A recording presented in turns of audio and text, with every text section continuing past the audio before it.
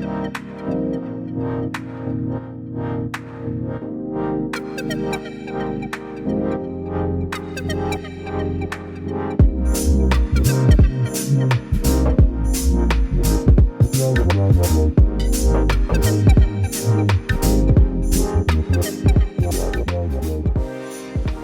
going to start with something called a tic tac. I've heard this called lots of names, but basically it's spinning the flag once on each side of your body in wheel playing. Start with a single flag in your dominant hand, spinning the flag with forward rotation, or sometimes referred to as a downbeat. To make it a double tic tac, add an extra rotation on each side so that it spins twice on the left side of your body, then twice on the right. Notice that the flag will briefly start to coil up, but they will uncoil as soon as you switch sides. If you're struggling with arm mobility when your arm is crossed, focus on using your wrist to spin. Think of the flag's motion as a circle with your grip at its center. You only need to input energy into the bottom half of the circle. The flag's momentum and gravity will do the rest. Play with the timing and power of your wrist flick to find the sweet spot. Once you get comfortable with this, try the same motion but with 3 spins on each side.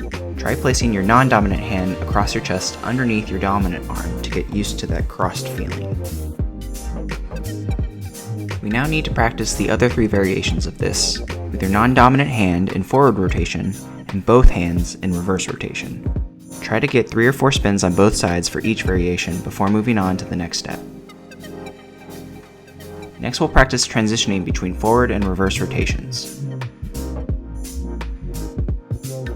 With one flag in your dominant hand, face the sidewall and perform the double tic tac. After spinning twice across your body, keep your arm crossed and turned 180 degrees over your dominant shoulder. The transition will happen as the flag reaches the bottom of its swing. Continue the double tic tac facing the opposite wall, now in reverse. When you are ready, repeat this process but turning the opposite direction over your non-dominant shoulder. The transition here will happen as the flag reaches the top of its swing. Practice going back and forth, resetting with double tic tacs each time. Once you have this, try lowering the number of times you tic tac in between. Once you can do it with no resetting, try spinning just once on each side. Now learn this with your non-dominant hand. Start facing the same wall with forward rotation and turn 180 degrees over your dominant shoulder to the opposite wall. Reset and turn back to your starting wall. Slowly lower the number of tic tacs you do on each wall until you can get it down to spinning once on each side. Grab both flags and start a 2-beat weave with forward rotation, leading with your dominant hand. When your arms are crossed, add an extra beat using the double tic tac motion. Immediately uncross your arms and add another extra beat to untangle the flags. Because your arms are crossed and you're spinning in split time, you're going to have really limited mobility here. This is where that wrist flick motion we were practicing earlier comes into play. Practice adding 2 or 3 extra beats comfortably.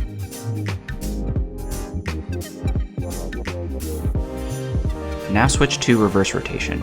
Start a 2-beat weave, this time leading with your non-dominant hand.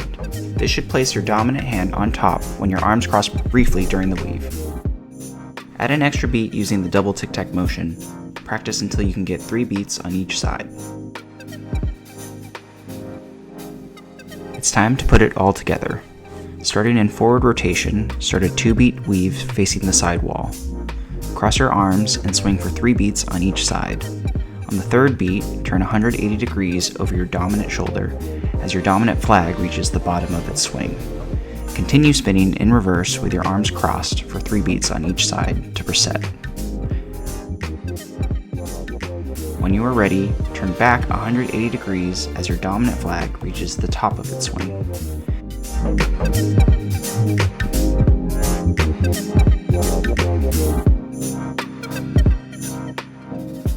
Transitioning with both flags is a little tricky, so take your time here. I find it helpful to slow my flags down as much as I can to give myself more time to transition. Once you've mastered 3 beats facing each wall, try lowering it to 2 beats. You'll start to notice the movement of your body during the turn is adding energy to the flags, and you can start to rely on that more than your wrist or arms. Once you get this, lower to 1 beat on each side.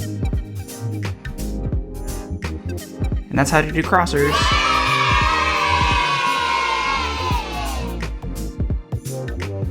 Crossers make really cool transitions as you move flags from different sides of your body. I typically enter crossers from a forward 2-beat weave on my right side and exit in a reverse 2-beat weave on my left. You can also pull your flags down from pinwheel into a crosser if you time it right.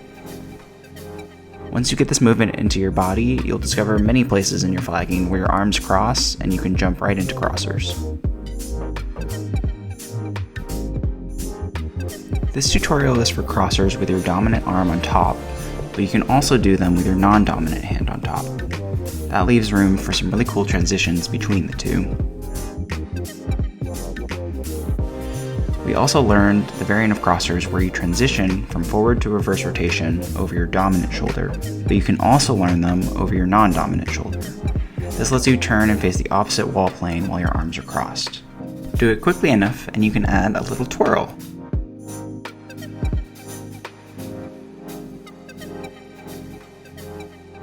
Practice these steps and explore how to incorporate them into your flow. Remember, flagging is about creativity and joy, so make it your own and have fun with it. Thanks for watching.